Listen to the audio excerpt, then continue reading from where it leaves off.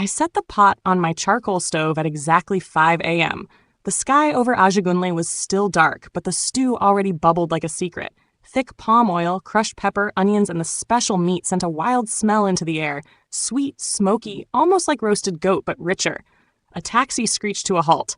The driver stuck his head out. "Madame, is that pepper soup?" I forced a smile. "Yes, brother. First plate today. Hot and fresh." He parked right there in the road, left his engine running, and came to my bench. 2 more men joined him. Soon I had a line before sunrise. Everybody wanted a taste of the meat that slid off the bone like soft butter. Inside, my heart beat fast, steady as a mortuary freezer humming in the dark. I heard every cough, every spoon clap on enamel plate. I heard the first man sigh and murmur, "God bless this woman's hand." If they knew whose hand the meat once belonged to, they might still bless me. Who knows? Hunger can hide truth better than any grave. My name is Joan Okafor, age 34, widow, mother of 1 girl called Ada.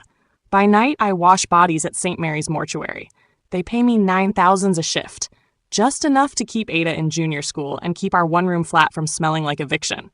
Last month, the loan shark, Mr. Lawal, came to my stall. He lifted my grinding stone with one hand like it was paper and said, "7 days, Joan, or the next thing I carry is your stove."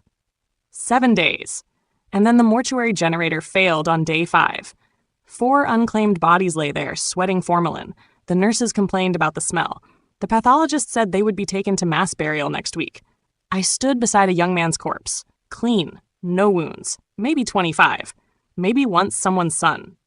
I pinched a small slice from his thigh with my razor. My hands shook, but my thoughts were calm. Ada needs exam fees. The bank needs rent. The dead need nothing. I soaked the meat in warm water and salt all night, praying the salt would chase away the smell of formalin and sin. At dawn, I diced it, mixed it with cow skin and tripe to hide the color, and poured it into the red stew everyone now called heavenly. "More meat, Madam Joan," a customer shouted this morning. I laughed from my throat, not my chest. "Meat costs money, my brother. Add 200. He slapped the cash on the table faster than I could blink. And so the line grew, and my purse grew, and my secret sat heavy in the pot, waiting for someone brave enough or hungry enough to taste it. I tell myself one rule. I never eat my own stew. Not one bite. Maybe that is my thin shield between madness and motherly love. Noon's sun hit the zinc roof of my stall and turned it into an oven. I had sold out every plate of stew by 11. My apron smelled of palm oil and sweat. I was wiping the wooden tables when a black Lexus crawled to a stop at the corner. Door opened. Mr. Lawal stepped out. Gold watch, purple shirt, face smooth like a boiled egg. 2 boys in dark glasses came with him, muscles wide as tires. He clapped once. "Madam Joan!" His voice was thin but sharp, like dry pepper. I tried to sound brave. "Good afternoon, sir. Food is finished. Come early tomorrow," he laughed. I didn't come to eat. He nodded at the bigger boy. The boy walked into my stall, looked around like he owned the place, and lifted my grinding stone, 20 kilos of solid granite. Customers watched, spoons frozen in their mouths. I ran forward. "Please, sir, leave that. I still owe you, I know. But business is better now. Give me 1 more week." Lawal raised 1 eyebrow. 1 week became 1 month, then 2. "You think I'm your brother?" "I will pay," I said, voice shaking. "I have almost half already." I opened my purse, showed him the notes. Wrinkled 500s and 200s, sweat-stained from the morning rush. He waved the money away. "Half is half. Debt is debt." He flicked dust from his sleeve. 7 days, Joan. If you don't bring the rest, I take the stove next. After that, I take the stall. After that, he smiled, all teeth, no warmth. I take the roof over your head. Clear? My tongue stuck to my gums. I nodded. The big boy hoisted the grinding stone into the Lexus trunk. They drove off, tires kicking sand like insults. I stood in the hot street, hands empty, throat dry. People whispered. A woman selling oranges clucked her tongue, pity and gossip mixing in one sound. Inside, the pot was clean, but the debts were dirty and loud. Ada needed exam fees by Friday. Rent deadline was 2 weeks away, and now my grinding stone, my only way to crush pepper and crayfish, was gone. When the last customer left, I closed the wooden shutters. I counted the money again. It was far from enough. My heart felt like it hung from a thin rope. Night would bring the mortuary shift. I tied my headscarf tighter and whispered, "God, find me a door." Any door. The mortuary sat behind St. Mary's Hospital, a flat concrete building painted the color of old cough syrup. The air around it always smelled of bleach and something sweeter, darker, hard to name. Inside, ceiling fans turned slow. Fluorescent bulbs buzzed above rows of metal drawers. Nurse Grace, a tired woman with thick glasses, met me at the door. "Generator Dawn stop again," she said, pointing her pen at the ceiling light that flickered. "If Nippa sees light now, coffin go roast." I signed the register. "Nobody come to fix it?" "Admin say tomorrow. They no care." She shrugged. 4 bodies unclaimed. Police case, accident, nobody get money. They go for mass burial next week. I nodded, but my mind was on Ada, on Mr. Lawal, on the missing grinding stone. I tied a mask over my nose and began to wash a body, an old woman whose wrists wore many bangles. I scrubbed her gently, thinking of my mother, long dead, buried far away.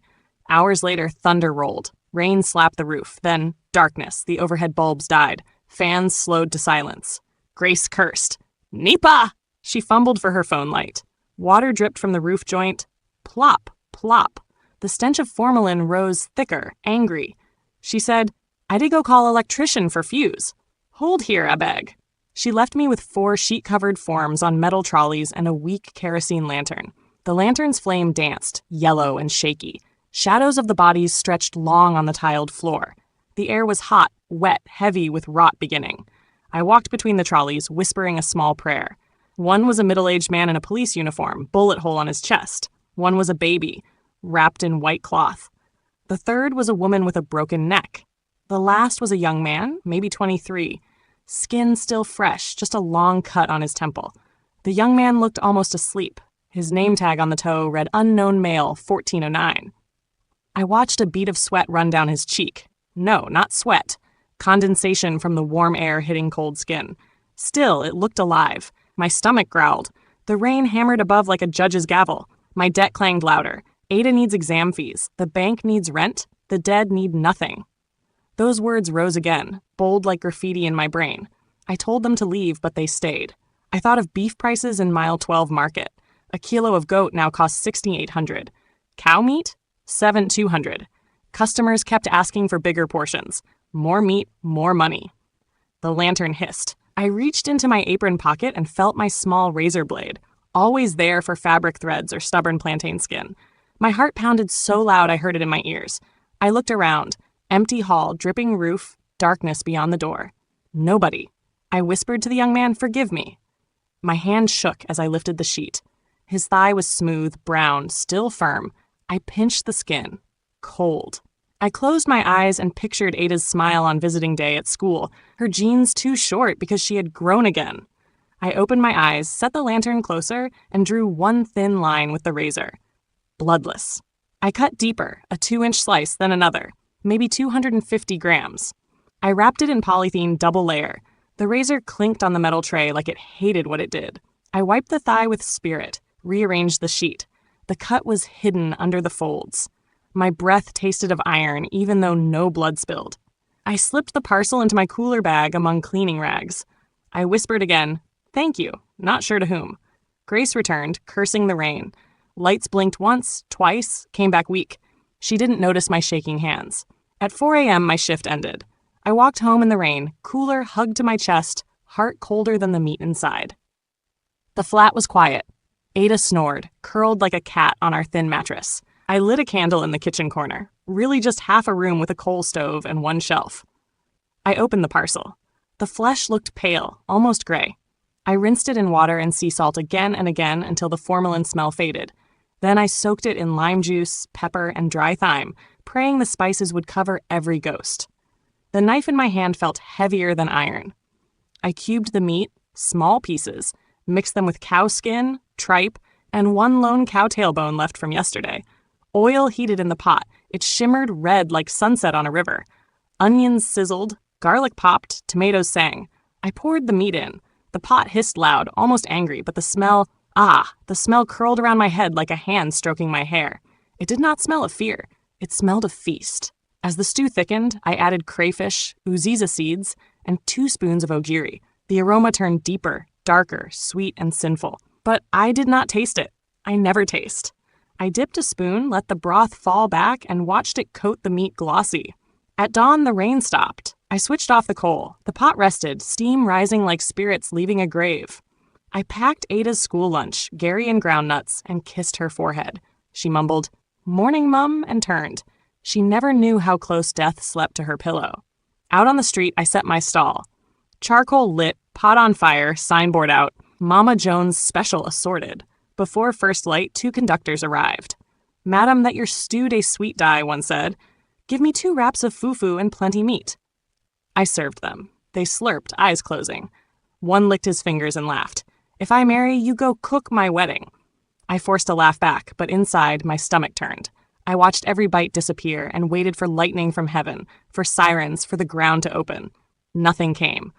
Only more customers. Money piled fast. By 8 a.m., I had half of Lawal's balance in my apron. By 10 a.m., I sent Ada's exam fees through POS, yet the weight on my chest did not move. It sat like hot stone. Only one rule, never eat my own stew, protected me. At noon, I closed early, poured water over the coals, and locked the stall. Tomorrow, I would need more meat. Real cow meat cost too much. Unknown mail, 1409, still lay in drawer 17, untouched. The thought crept in like a rat and refused to leave. I walked home under the afternoon sun, purse fat, soul thin.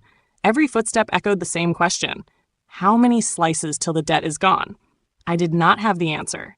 I only had the razor, the pot, and 7 days left on Lawal's clock. The next morning, I reached the stall before the Muezzin's first call. Mist sat over the gutters. The air smelled of wet dust. I set my coal fire, balanced the big black pot, and whispered the same line I always whisper now. Ada first, guilt later. At 5:15 a.m., 2 bike riders arrived, helmets still on, shouting, "Madam Joan, I beg fast! Give us that magic meat before we jam traffic." I served them 2 plates each. One rider tasted a mouthful, raised both hands like a preacher, and cried, "Spirit Don land inside my tongue!" They roared with laughter, slapped the table, and paid without asking price. By 5:30, a thin queue had formed. By 6, it bent around the corner like a crooked snake. Market women left their baskets to hold space. A banker in a clean blue shirt parked his SUV on a dirty puddle, rolled up his sleeves, and joined the line like everybody else. From my side of the table, I watched the pot sink as if someone drilled a hole in the bottom. The stew kept going down, yet I had started with twice my normal quantity. Each time my ladle scooped, the red oil coated the meat like glossy paint. Customers sighed, hummed, or muttered prayers after the first bite. A tall girl filmed herself with the plate, shouting into her phone, "Best stew in Lagos! No jokes! Come taste!" She tagged 2 influencers right there at my bench. The app pinged and pinged. I felt both proud and sick. If the video went viral, my secret could go viral too. At 7, a Danfo conductor pushed through the crowd, waving Zay 2000 notes. 5 takeaway bowls, extra meat, my driver no fit weight. A student yelled, "I was here first." They almost fought. The small boy who sells bottled water jumped between them, acting like a referee. It was hot, messy, funny in a sad way. Somebody shouted, "Madam, your stew fit cure heartbreak-o." Another answered, "E go cure hunger and bury you same time." Everyone laughed. They thought it was a joke. Inside, my chest drummed hard. I kept ladling, but my eyes flicked left and right. Was anyone watching too closely? Was the police van that rolled by slowing for food or investigation? The van passed. My stomach unclenched a little. At 9 a.m., I was scraping the pot. Only thick oil and bone scraps left.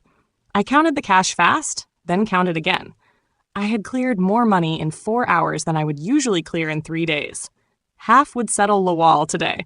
The rest would buy real cow meat, so I told myself, but the price of cow kept rising like heat in a closed room. A woman pregnant with twins waddled up. "Please, sister, just small soup," she begged.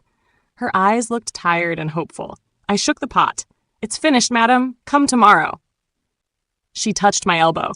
"Baby wants it." I almost cried right there. I wished I could give her the whole pot, but that pot was empty, and what had been inside it was a sin I couldn't share with her babies. I mumbled sorry and turned away. She walked off slowly, sandal slapping mud. When the crowd finally dispersed, I sat on the low stool, wiped sweat from my neck, and pressed my hand against my apron pocket. Money thick, pulse thin. I had fed at least 60 people with dead man's thigh, and they praised God for it. That thought hit like ice water. My vision blurred. I steadied myself, took 2 deep breaths, and started cleaning. The street smelled of my stew even after the pot was gone, a sweet hot ghost in the morning sun. I reached the mortuary early for the night shift. Nurse Grace whistled when she saw me. "Joan, your stew caused traffic today? You don't blow?" I managed to smile. "We thank God." In the corner, drawer 17 waited, silent. I tried not to look. Instead, I worked on an elderly man, wiping formalin from his white beard. But each time I rinsed the cloth, red sauce flashed in my mind. I shook my head, whispered a psalm, kept washing. Around 2 a.m., a generator outside coughed, died. Lights flickered, then darkness again. Grace cursed Nipa. I stood in the stale heat, smell of bleach fighting decay. The bodies seemed closer. I heard a soft creak, metal expanding maybe, but it felt like someone shifting on the trolley. I refused to pick the razor that night, yet the thought crawled. Real beef can't cover tomorrow's queue. I shoved the thought aside, scrubbed harder. At 4 a.m., shift ended. I walked home under streetlights that buzzed with moths. The world was quiet, but my head was a marketplace of noise. I slept at dawn, if closing my eyes and falling into a pit counts as sleep. The dream hit fast. I stood behind my stall, ladling stew. The queue stretched beyond the bridge, faces I didn't know. A customer lifted a spoon. Instead of meat, a human hand floated in his bowl, wedding ring still on the finger. He licked sauce from the knuckles, smiled with red teeth, and said, "More, please." The woman behind him got a severed ear. She stuck it in her own ear hole and giggled. A child received a toe, sucked it like lollipop. They all clapped. They begged for seconds. Then I heard banging, metal on metal. I turned. Drawer 17 rolled toward me, wheels shrieking. The corpse inside sat up, half the thigh missing, eyes open. He reached out, voice gentle. "Madam, you forgot the other leg." I screamed myself awake. My chest was wet. Not sweat. My bedsheet smelled of formalin, sharp and sour. I gagged, ran to the small sink, splashed water on my face. The smell clung to my skin as if the mortuary walls had melted into me. Ada peeked from the curtain. "Mum, bad dream?" I forced a smile. "Just tired, dear. Go back to sleep." She nodded, yawned, shuffled away. I washed my face again, brushing hard as if guilt was dirt. Formalin smell faded but didn't vanish. I opened the window. Dawn air slid in, cool but thin. Later that morning at the stall, I felt eyes on me. Every laugh sounded like a question, every compliment like a trap. A young man in a yellow hoodie took 1 spoonful, paused, sniffed the meat. My heart slammed. He asked, "This goat or cow?" His voice was casual, but my nerves jumped. I forced calm. "Assorted, my brother. Little of everything." He shrugged, kept eating, smiled wide. But for a second, I had seen doubt in his eyes. At midday, the pregnant woman returned with her husband. She looked weaker, ankles swollen. "Please today," she whispered. I swallowed. The pot was almost empty, only regular cow parts in today's batch. I had splurged half my profit at mile 12 before dawn, hoping to quiet my shame. But the larger crowd meant I would still run out. I served her a small plate using real meat and added free iwadu soup on the side. She blessed me, tears in her voice. Her husband pressed 1,000 into my palm, more than the meal cost. I wanted to run home and burn every secret. But when the lunch wave surged, the pot drained. Money rolled in. My mind did sums. Exam fees done, Lawal almost done, rent half done. Then what? Could I stop? Could I restock? The question slithered, mean and soft. That night, sleep avoided me. Each time I drifted, I smelled formalin. I felt cold hands on my shoulders. I heard a trolley rolling closer, closer. I got up, paced the room, whispered, "Never again." Then I remembered the crowd and the prophet and Lawal's Lexus and the grinding stone still missing. My voice cracked. Maybe just once more. I opened my ledger. In shaky handwriting, I listed. Amount to finish debt, $68,000. Amount for rent balance, $55,000. Ada's uniform and shoes, $12,000. Total, $135,000. Cow meat at current price would swallow half of that before I made a kobo. One more slice from drawer 17 could clear everything tonight. Just one. I pressed the ledger shut. I felt like a thief planning a second robbery in the same house. My heart raced, but an ugly calm wrapped around it. Before leaving for the mortuary, I kissed Ada. She slept under her thin blanket, breathing soft, innocent. I whispered, "I love you, Big." She mumbled, "Love you bigger," in her dream voice. Outside, the night air smelled of fried fish and diesel. I walked faster than usual, as if running toward or away. I couldn't tell. Street dogs barked at shadows. My cooler bag swung empty at my side, ready for whatever choice I would make. Under the hospital light, Nurse Grace looked half asleep. "Generator fixed now," she yawned. "But freezer still slow. Those bodies don't tire me." I signed the register with a hand that shook just a little. She didn't notice. Down the hall, drawer 17 waited. I heard the wheels creak in my mind, though it hadn't moved. The smell of formalin was lighter tonight, yet stronger in my memory. In the supply closet, I found a fresh pack of scalpels, small and sharp. They glinted under the fluorescent tube. My fingers hovered. I grabbed one, slipped it into my apron. Standing before drawer 17, I whispered, "Last time." The metal handle felt like ice. I pulled. The body slid out, sheet neat.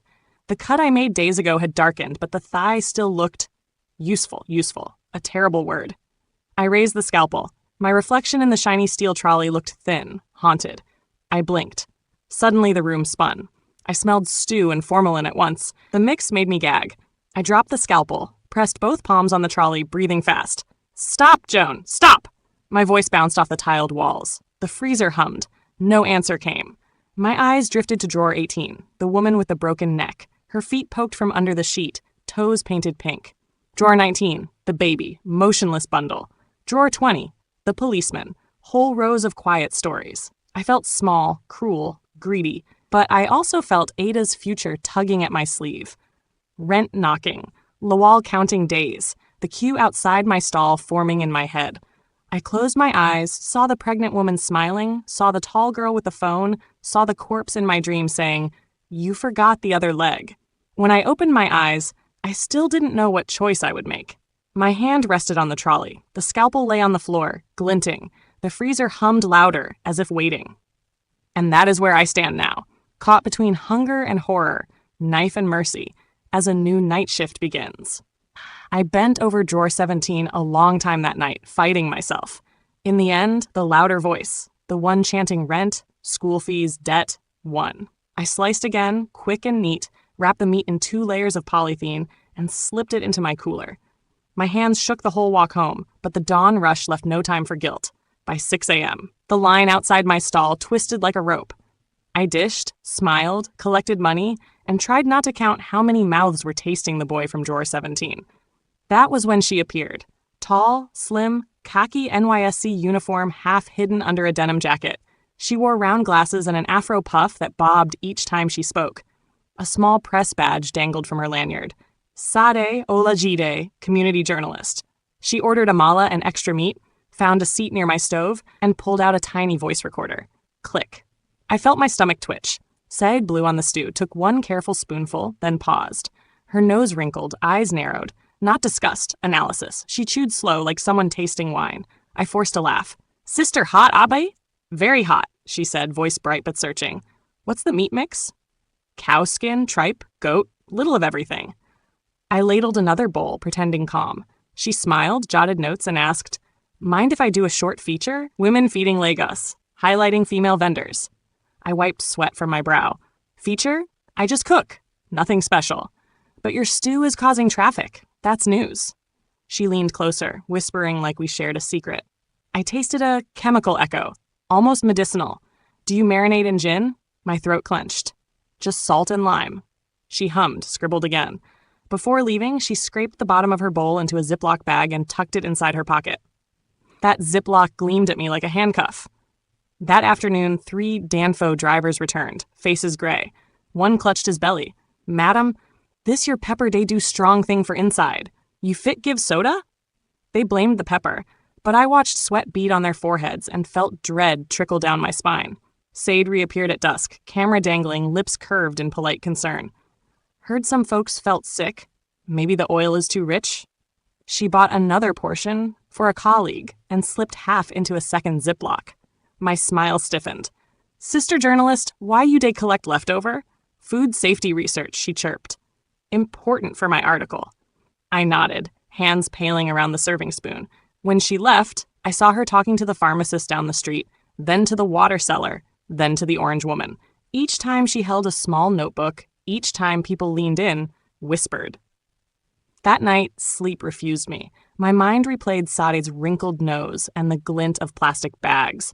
Formalin smell seemed to ooze from my pillow. I thought of Ada's school shoes, brand new, finally her size, and wondered how quickly I might lose everything. 3 days passed. Sade didn't return, but rumors grew arms. Someone said the stew cured hangovers. Someone else swore it triggered strange dreams. A taxi driver joked that I must be adding jazz.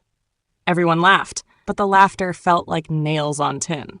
Then, on Friday, a small commotion erupted near the pharmacy.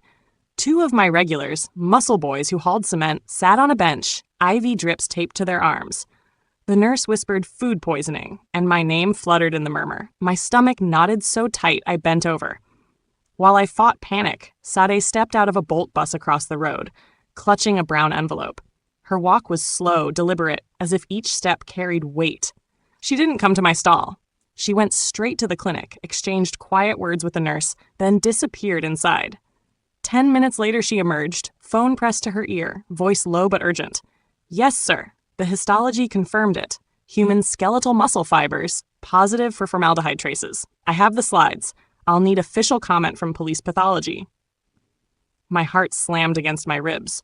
Human skeletal muscle. Even the words tasted metallic. I almost dropped my ladle. Said's eyes met mine across the road. Sharp, sorrowful, certain. She ended the call, crossed over, and paused at the edge of my stall, envelope clutched like a verdict. Can we talk, Madam Joan? She asked, voice gentle. I forced a shaky laugh. Talk about what? Stew recipe? Her gaze didn't waver. About the people you feed, and the people you borrow from. She laid the envelope on my table. The corner fluttered in the breeze, revealing a lab logo. Customers sensed tension, drifted closer. The pregnant woman stood at the queue front, belly huge, eyes wide. A Danfo conductor muttered, "Wettin' happen?" Said kept her tone soft, almost kind. I'm not police. I just want the truth. There's formalin in your meat, and DNA markers no goat or cow shares. Blood drained from my face. The world shrank to her words, to the envelope, to the hot pot of sin steaming between us. I grabbed the ladle to steady my hand, but it slipped, splashing broth onto the coal. A hiss rose like a snake. Smoke curled around us. Some customers stepped back. Others leaned in, hungry for drama. Sade whispered, "If you talk to me first, maybe we find mercy. If you stay silent, mob justice might speak louder." She glanced at the growing crowd. Lagos streets love a spectacle. In that moment, I saw 2 futures, one where stones flew and tires burned, and one where my words might buy a drop of grace. Either way, Ada would wake tomorrow to news that her mother fed the city its dead. My throat closed.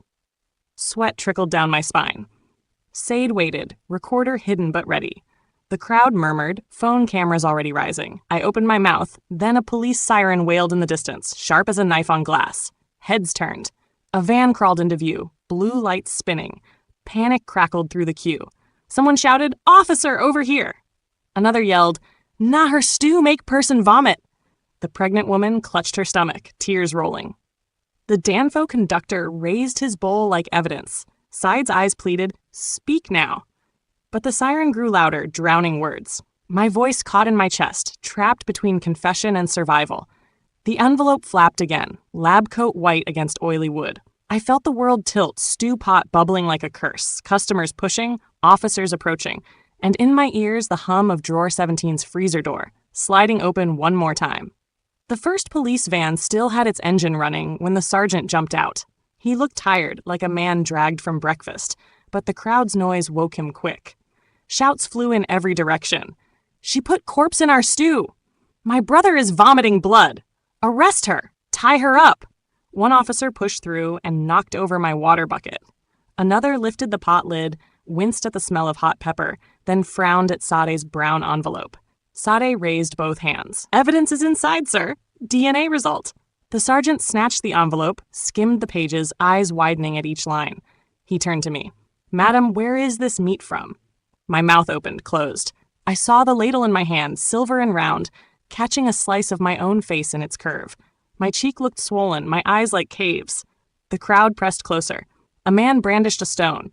A woman tore her scarf to use as a rope. Their mouths were angry, but their eyes, those eyes were afraid. They wanted a villain they could touch, so their own hunger felt cleaner. Sade's voice rose above the roar. "Listen, ask her why." No one cared about why. They cared about the taste on their tongues and the sickness in their bellies. The stone flew first, missing my shoulder but striking the pot's rim with a clang. Broth splashed, hissing on hot coals. Steam shot up, carrying that sweet smoky smell that started everything. The scent angered them more. Hands grabbed my arms, yanking me forward. I stumbled, knees scraping dirt. Someone kicked my side, another pulled my hair. The sergeant barked, "Stand back," but the mob was louder. Sade jumped between us, tiny against the swarm. "She's still a human being." A man laughed. "Human? She fed us humans." More stones. A shoe. Spit. My apron tore. Coins scattered. I saw Ada's school receipt slide into mud and felt something inside me crack. I didn't fight. I didn't scream. I only thought of my daughter reading headlines. Mama put murder stew. Suddenly a second siren howled. 2 more vans. Officers in riot gear spilled out, shields up, truncheons ready. Tear gas canisters hissed. The crowd broke like dry wood, coughing, eyes burning. 2 officers lifted me under the arms. My feet dragged. The world blurred. Smoke, shouting, blue lights. Sade's face streaked with tears and gas. She shoved a small notebook into my pocket. "Your story," she whispered. "Tell it." They pushed me into the van cage. Metal slammed. Darkness. The smell inside was iron and old sweat. As the van pulled away, I heard the crowd recover enough to chant one last word. "Witch! Witch! Witch!" I closed my eyes and, in the rattling dark, saw myself ladling stew forever while Drawer 17 rolled after me, asking for the other leg. Kirikiri Women's Prison, Cell 12. The walls are sea green, the uniform sky blue, but the feeling is colorless, like chalk dust. We sleep 10 in a room made for 4. The heat sticks to skin like cheap glue. I keep to myself, counting days the way other women count scars. Sade's little notebook survived the search. I hide it under my mattress and write at night with the stub of a pencil. Mosquitoes thick as smoke. Ada visited. She hugged me through bars and said school won't send her home yet. She didn't ask about the stew. She only asked if I'm eating. I told her prison beans taste like freedom compared to my own food. She laughed, then cried. So did I. Prison snores rise like distant traffic. I fold the notebook, tuck it under my thin pillow, and stare at the ceiling fan that barely moves. Somewhere past these walls, Ada is studying. Somewhere, customers line up at a new stall, searching for a flavor to fill the emptiness. I close my eyes and let the silence speak. In it, I hear 2 voices. One is the mortuary freezer humming. The other is Ada, laughing on a graduation day I might never see. Between those sounds is my question, sharp, small, unending. If society chewed me first, who really devoured whom? The cell lights snap off. The question stays. So does the night.